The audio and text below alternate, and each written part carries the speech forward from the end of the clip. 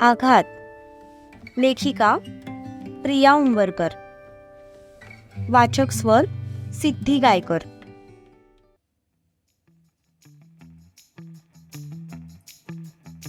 तिने परत दुसरं गाणं लावलं. नाकावरच्या रागाला औषध काय. तू प्लीज तो मोबाईल बंद करणार आहेस का. तो रागात तिच्याकडे बघून म्हणाला. काय झालं, किती चांगलं गाणं आहे, मला तर आवडलं बाबा. ती बेफिकीरपणे म्हणाली. तसं त्याने कपाळावर 2 बोटं घासली.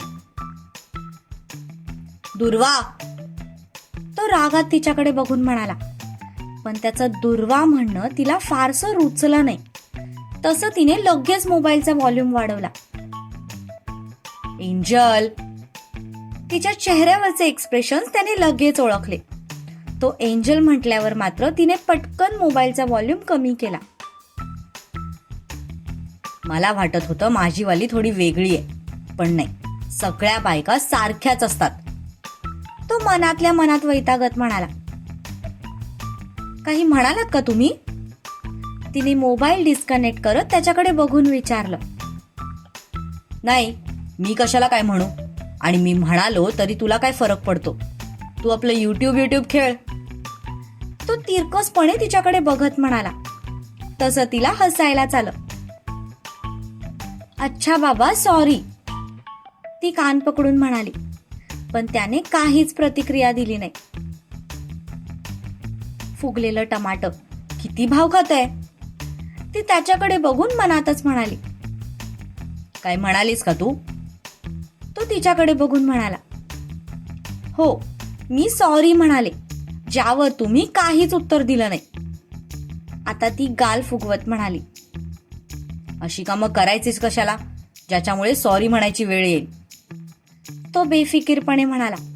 तसे तिचे डोळेच मोठे झाले. ओय हॅलो, मी काहीही केलेलं नाहीये. मी उलट तुम्हाला इतक्या प्रेमाने धोतर घाला म्हणून सांगत होते, पण तुम्ही माझं ऐकलंच नाही. यावरून मी रुसायला हवं, पण इथे तर उलटाच सीन सुरू आहे. आणि तरीही मी तुम्हाला सॉरी म्हणते, तर तुम्ही मलाच ॲटिट्यूड दाखवताय. ती हाताची घडी घालून बाहेर बघत म्हणाली. पण आता तिला पण त्याचा राग आला होता. इथे प्रश्न धोत्राचा नाहीये, तू कशाला त्या माणसाचं नाव माझ्यासमोर काढतेस. तो रागात तिच्याकडे बघून म्हणाला. जर एखादा व्यक्ती आपलं सगळं ऐकतो, आपले सगळे लाड पुरवतो, आणि दुसरा आपल्या बोलण्याला इग्नोर करतो, तर इनडायरेक्टली का होईना कंपॅरिझन होणारच ना. ती पण त्याला खुन्नसने म्हणाली. तो तुझे सगळे लाड पुरवायचा. विचारताना पण त्याला खूप कसं तरी वाटत होतं. हो, तिने उत्तर दिलं. अगदी सगळे. त्याने परत त्या 2 शब्दांवर जोर देत विचारलं. हो, माझा सेवियर मी म्हणेल तेच करायचा. तुमच्यासारखा नाही, एक दिवस धोतर घाला म्हटलं तर लगेच नाही म्हणून रिकामे झाले. तुमच्या जागी माझा सेवियर असताना तर त्याने नक्कीच घातलं असतं. ती नाक मुरडत म्हणाली. तिला त्याला छळायला जाम आवडत होतं. यानंतर मात्र सत्यजित काही बोलला नाही, पण त्याच्या मनात खूप काही सुरू होतं. त्याने लगेच कारचा स्पीड वाढवला आणि तो वाऱ्याच्या वेगाने मंदिराच्या दिशेने निघाला.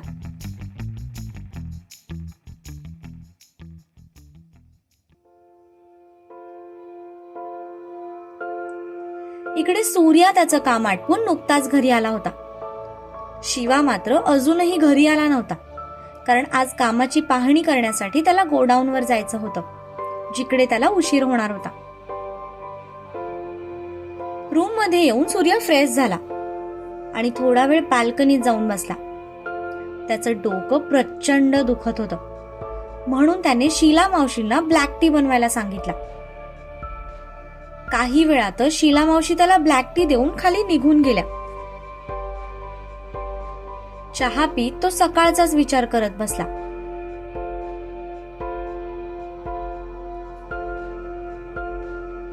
नाही सूर्या, आता कसलाही विचार करू नकोस.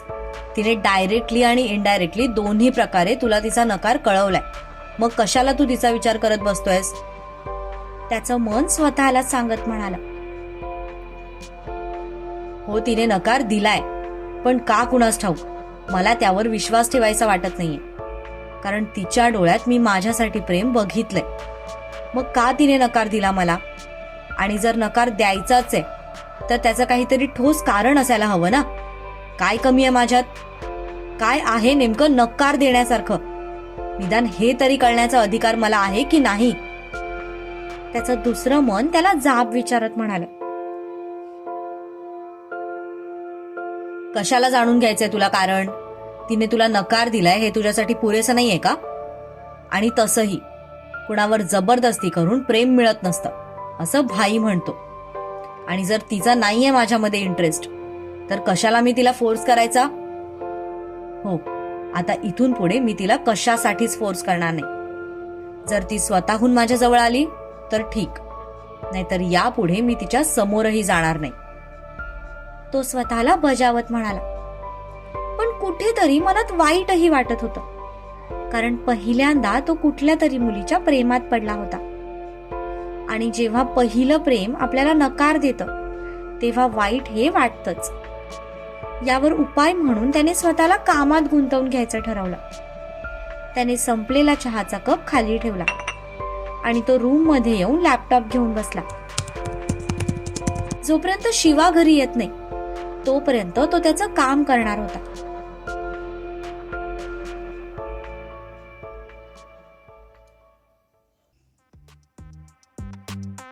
इकडे शिवाला गोडाऊनवरच खूप उशीर झाला होता. सगळे प्रोडक्ट्स ऑलमोस्ट रेडी झाले होते. आता फक्त पॅकेजिंगचं काम बाकी होतं. तो तिथल्या लीडर सोबत बोलत होता. तारा एका बाजूला उभी राहून त्याचं निरीक्षण करत होती. आता त्याने ब्लेझर काढून टाकलं होतं. शर्टच्या स्लीव्ज वरती फोल्ड केल्या होत्या.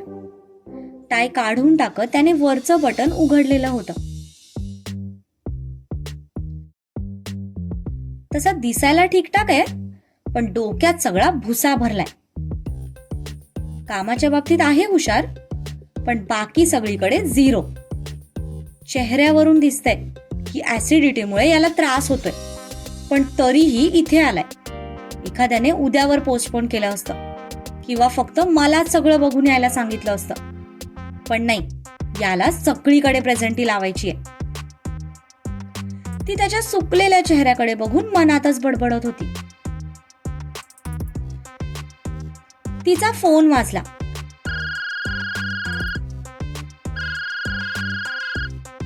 तशी तिने पर्समधून मोबाईल काढून बघितलं तर तिच्या भावाचा फोन होता. हॅलो दादा, बोल. ती फोन रिसीव्ह करत थोडं बाजूला जात म्हणाली. काय म्हणतोय आमचा शेर बच्चा? कसा चाललाय नवीन जॉब? पलीकडून अजय म्हणाला. अजून तरी सगळं ठीकच चाललंय. ती तिरपी नजर करून शिवाकडे बघत म्हणाली. गुड. आणि आमचे होणारे दाजी काय म्हणतायत? ओळख वगैरे झालीये ना नीट? पलीकडून अजय म्हणाला. तसं तिच्या कपाळावर आठ्यांचं जाळं पसरलं. तिने परत शिवावरून खालून वर नजर टाकली आणि नाक मुरडलं. दादा, उगाच नको ती स्वप्न बघू नकोस हा. ही पैज मीच जिंकणार आहे, anyhow and at any condition, ती आत्मविश्वासाने म्हणाली. पैज जिंकलीस तर प्रेमात हरशील आणि हरलीस तर प्रेमात जिंकशील. अजय थोडं कोड्यात बोलला, जे तिला फारसं समजलं नाही आणि तिला समजूनही घ्यायचं नव्हतं. कारण तिच्या डोक्यात एकच फिक्स होतं, याला स्वतःच्या प्रेमात पाडून नकार द्यायचा आणि ही पैज जिंकायची. कारण तिच्यासाठी तिची कंपनीत सगळ्यात मोठं स्वप्न होतं आणि त्यासाठी ती अगदी काहीही करायला तयार होती. ते सोड, आई बाबा आणि आजी कसे आहेत? तिने विचारलं. सगळे ठीक आहेत, तुझीच काळजी करत असतात. पण मी त्यांना स्पष्ट सांगितलंय की काळजी तुझी नाही, त्या बिचाऱ्या शिवराज पाटीलची करायला हवी, कारण त्याचे दिवस भरलेत आता.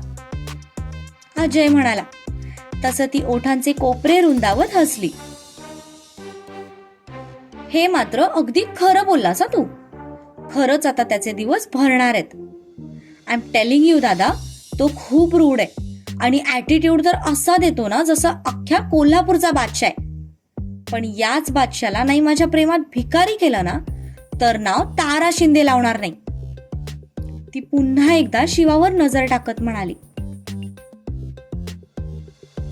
बघू ग, तो तुझ्या प्रेमात भिकारी होतोय की तू त्याच्यासाठी वेडी होतेस. अजय हसत म्हणाला. कारण जितका विश्वास त्याच्या बहिणीवर होता तितकाच विश्वास त्याला सत्यजित पाटीलवरही होता. ज्या विश्वासाने तो इथे बोलून गेला होता त्यावरून तरी भविष्यातलं चित्र काही वेगळं असेल अशी अजयला खात्री वाटत होती. मी आणि ह्याच्यासाठी वेडी होणार? इम्पॉसिबल. बरं, मी आता ठेवतेय फोन, घरी गेले की करते, बाय. असं म्हणत तिने फोन कट केला. कारण समोरून शिवा तिच्याच दिशेने येत होता. तारा, तू दादाला म्हणाली आहेस खरं की तू याला स्वतःच्या प्रेमात पाडशील, पण ज्या पद्धतीने तू त्याच्यासोबत वागतेस ते बघून त्याच्या मनात तुझ्यासाठी फक्त आणि फक्त तिरस्कार निर्माण होत असेल. अशाने तुझा हेतू कसा साध्य होणार? तुला त्याच्याशी थोडं नरमाईने वागावं लागेल. खरं तर त्याला आकर्षित करणं इतकं काही अवघड नाहीये. फक्त एकदा सत्यजित सरांनी मला मॉडर्न कपडे घालायची परमिशन दिली असती ना तर मी याला एका दिवसात माझ्या प्रेमात पाडलं असतं. पण यार, हे असले ट्रेडिशनल ड्रेस घातल्यावर माझा हेतू कसा साध्य होणार? ती मनातल्या मनातच बडबड करत होती. मिस तारा, निघायचं का? तो तिच्याकडे बघून म्हणाला. येस सर, ती यंत्रवत म्हणाली आणि त्याच्या पाठीमागे चालू लागली. तिच्या मनात सध्या वेगळेच विचार सुरू होते. तो तिच्या पुढे चालत होता आणि ती त्याच्या पाठीपाठी.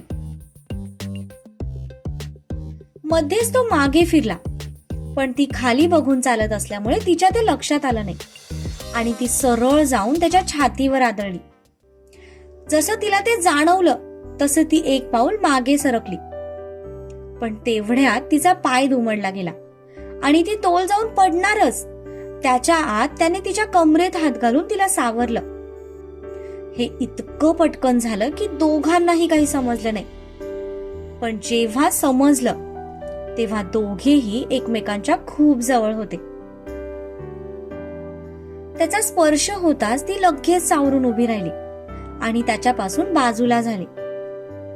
त्याने पण तिला लगेच सोडून दिलं. जेव्हा त्याचा हात तिच्या कमरेवर होता तेव्हा त्याला खूप कडक असं काहीतरी जाणवलं. जनरली मुलींच्या कमरेत हात घातल्यावर एक सॉफ्टनेस जाणवतो, पण इथे त्याला एखाद्या दगडाला हात लावल्यासारखं वाटलं. हिने कमरेवर दगड बांधलेत काय? तो मनातच म्हणाला. सर, निघायचं ना? ती त्याच्याकडे बघून म्हणाली. हो, तो म्हणाला आणि परत फिरून पुढे चालू लागला. या सगळ्यात तो मध्येच थांबून पाठीमागे का वळाला होता तेही तो विसरला. कदाचित त्याला काहीतरी सांगायचं होतं तिला, पण जे काही घडलं त्यामुळे तो काय सांगायचं होतं तेच विसरला. नंतर आठवल्यावर सांगू असा विचार करून तो बाहेरच्या दिशेने चालू लागला. त्या दोघांना बघताच किशोर लगेच कार घेऊन आला. दोघेही आत बसले.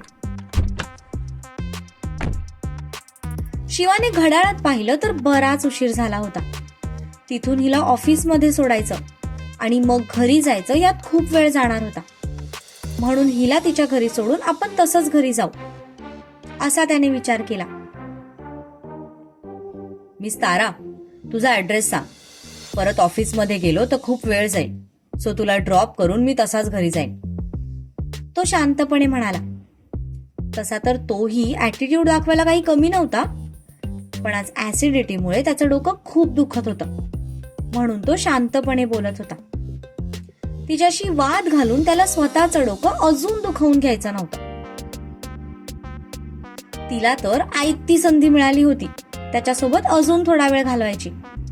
त्यामुळे तिनेही लगेच होकार दिला. तिने ऍड्रेस सांगितला तसं शिवाने किशोरला कार तिच्या घराच्या दिशेने घ्यायला लावली.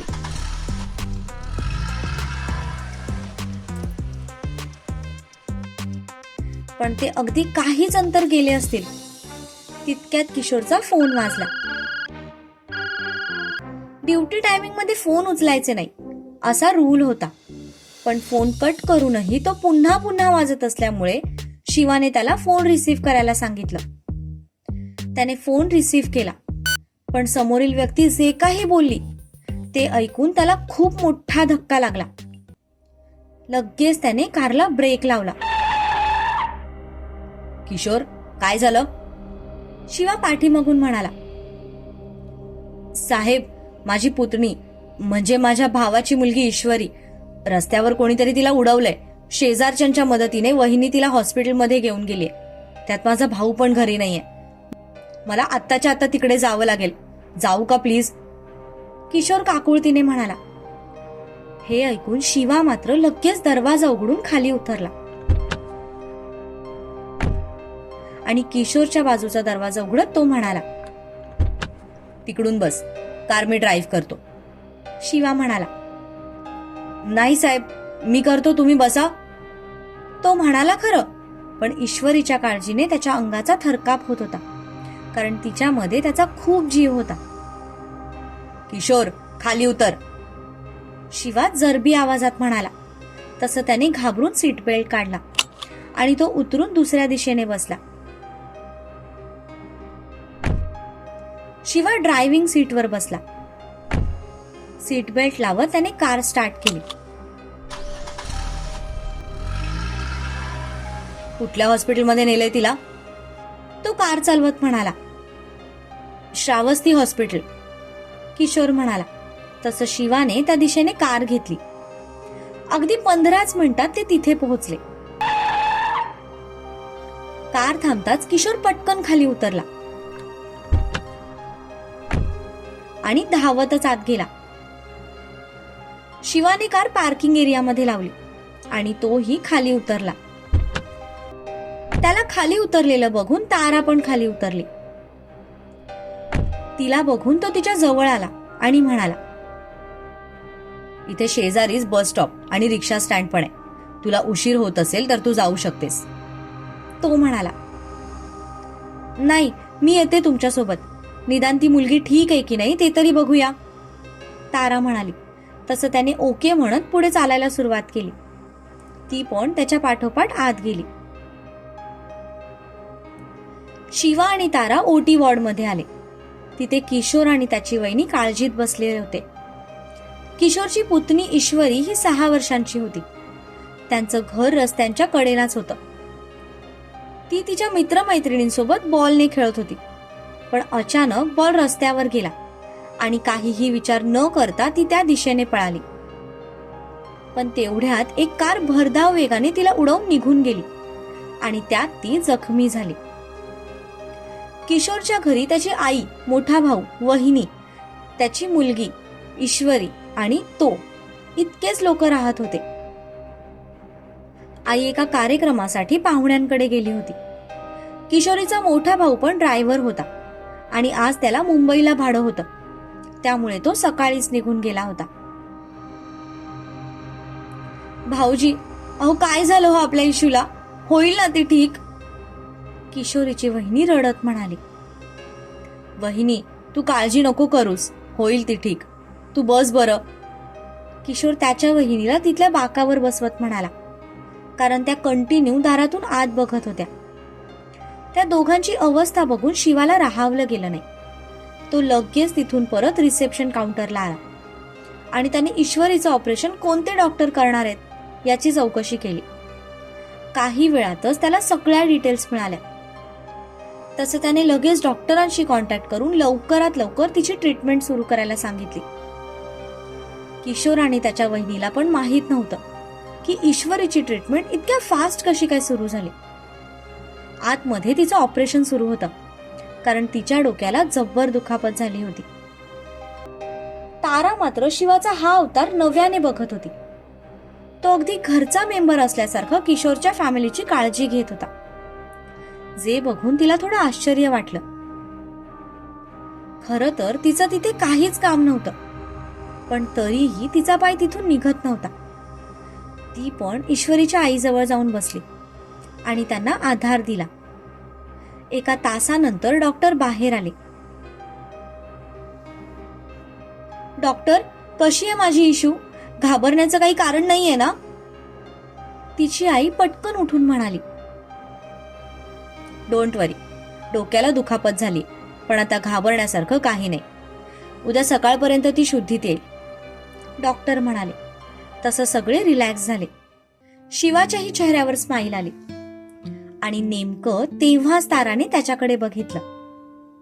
तिला त्याची ती स्माईल खूप निरागस आणि प्रामाणिक वाटली. त्याच्याकडे बघून तिच्याही चेहऱ्यावर नकळतपणे स्माईल आली.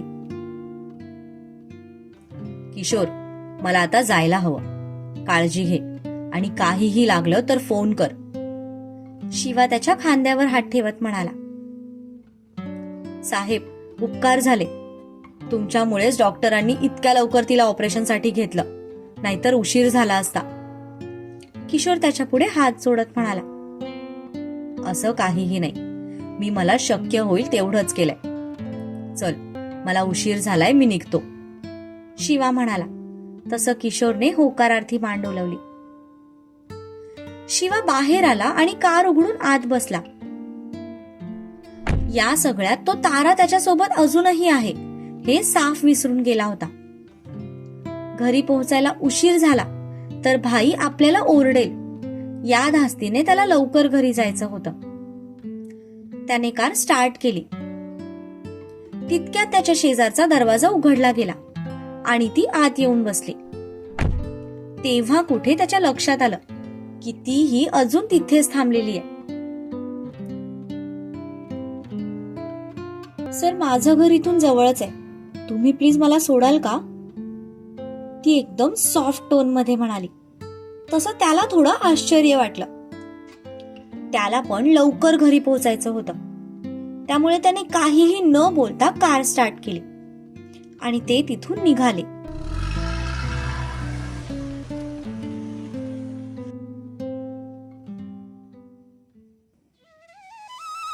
देवी आई, मागच्या वेळी जेव्हा मी तुझ्या दर्शनाला आले होते तेव्हा तूच मला मंगळसूत्र देऊन योग्य ती दिशा दाखवली होतीस. आज मी माझ्या सौभाग्यासोबत तुझ्या दर्शनाला आली आहे. आमच्यावर तुझा कृपा आशीर्वाद असाच राहू दे. खूप साऱ्या संकटांना पार करून आम्ही आता सोबत आलो आहोत, त्यामुळे आता आमच्या आयुष्यात फक्त सुखच येऊ दे. नुकतेच सत्या आणि दुर्वा गाभाऱ्यात आले होते. पूजेची थाळी आणि नैवेद्याचं ताट गुरुजींकडे देऊन ती मनोभावे देवी आई सोबत बोलत होती. तिने डोळे उघडले आणि बाजूला पाहिलं तर तो डोळे मिटून शांतपणे उभा होता. त्याचे ते मिटलेले डोळे आणि तो निरागस चेहरा तिला खूपच क्यूट वाटला. तशी ती गालातच हसली. नेमकं तेव्हाच त्याने पण डोळे उघडले. त्याचं लक्षही तिच्याकडे गेलं. त्याने नजरेनेच तिला काय म्हणून विचारलं, ज्यावर तिने फक्त काही नाही म्हणून नकारार्थी मान डोलवली. दोघांनीही जोडीने महालक्ष्मीचं दर्शन घेतलं. सत्यजितने तिथल्या दानपेटीत दान टाकलं आणि दर्शन घेऊन ते बाहेर आले.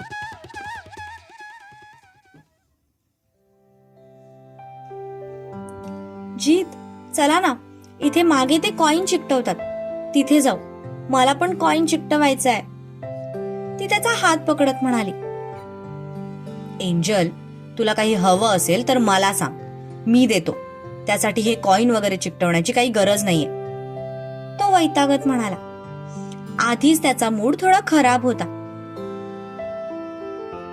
हो, माहितीये मला की तुम्ही अलादीनचे जीन आहात, पण माझी खूप इच्छा आहे, चला ना प्लीज, असं म्हणत ती हात पकडून त्याला ओढतच तिकडे घेऊन गेली. सगळे तिथे कॉइन चिकटवून आपल्या मनातल्या इच्छा मागत होते, पण कोणाचाच कॉइन चिकटत नव्हता. दुर्वाने तिच्या पर्समधून 1 रुपयाचा कॉइन काढला आणि मनातच विश मागितली. तुम्ही पण हात लावा याला, ती त्याच्याकडे बघून म्हणाली.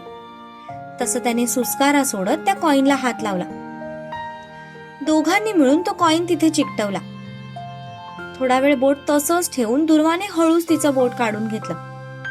तिने त्यालाही इशारा केला. तसं त्याने सुद्धा त्याचं बोट काढलं. आणि काय आश्चर्य, तो कॉईन अगदी व्यवस्थित चिकटला गेला होता. ते बघून तिच्या चेहऱ्यावर आनंद पसरला. झालं आता समाधान, तो तिच्या चेहऱ्याकडे बघत म्हणाला. हो, आता माझी विश लवकरच पूर्ण होणार आहे, ती उत्साहाने म्हणाली. पण तितक्यात तिचं लक्ष तिथल्या काही स्त्रिया आणि मुलींकडे गेलं, ज्या वळून वळून सत्यजितकडे बघत होत्या. तिला त्यांच्या नजरा लगेच खटकल्या. चला, आपल्याला घरी जायला उशीर होतोय, असं म्हणत तिने त्याचा हात पकडला आणि त्याला बाहेर घेऊन आली. दोघेही कारमध्ये बसले. सत्यजितने त्याचा सीट बेल्ट लावला आणि कार स्टार्ट करत तिच्याकडे बघून म्हणाला. काय विश मागितलीस तू? तो म्हणाला. त्याच्या या प्रश्नावर ती गालातच हसली. मागितलंय काहीतरी, आणि माझी खात्री आहे देवी आई माझी विश नक्की पूर्ण करेल, ती खूप प्रेमाने त्याच्याकडे बघत म्हणाली. त्याने हिचं काहीही होऊ शकत नाही या अर्थाने मान डोलवली आणि ते दोघेही तिथून निघाले. पण अगदी काहीच अंतर गेले असतील तितक्यात सत्यजितचा फोन वाजला. त्याने पाहिलं तर शिवाचा फोन होता. त्याचा नंबर बघून सत्यजितने लगेच कार एका साईडला थांबवली आणि फोन रिसीव्ह केला. हॅलो, तो म्हणाला. हॅलो भाई, असं म्हणत शिवाने किशोर आणि त्याच्या पुतणी सोबत घडलेली सगळी हकीकत सत्यजितला सांगितली आणि मला घरी पोहोचायला उशीर होईल हेही कळवलं. शिवाला वाटलं की सत्यजित घरी असेल आणि आपण उशिरा गेलो तर तो आपल्याला ओरडेल, म्हणून त्याने आधीच फोन करून सगळं सांगितलं. ठीक आहे, आरामात ये, असं म्हणत सत्यजितने फोन कट केला आणि FM सुरू केला. शिवाने पण फोन कट केला आणि FM सुरू केला. लकीली दोघांनीही एकच चॅनल लावलं होतं आणि नेमकं तेव्हा जुनं पण एक सुंदर गाणं सुरू होतं. हम दोनों दो प्रेमी दुनिया छोड़ चले, जीवन की हम सारी रस्में तोड़ चले.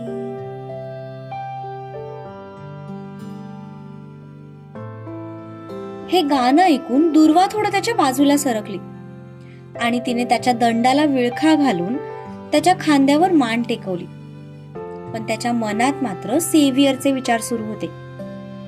आता काहीही करून त्याला सेव्हियरचा शोध घ्यायचाच होता.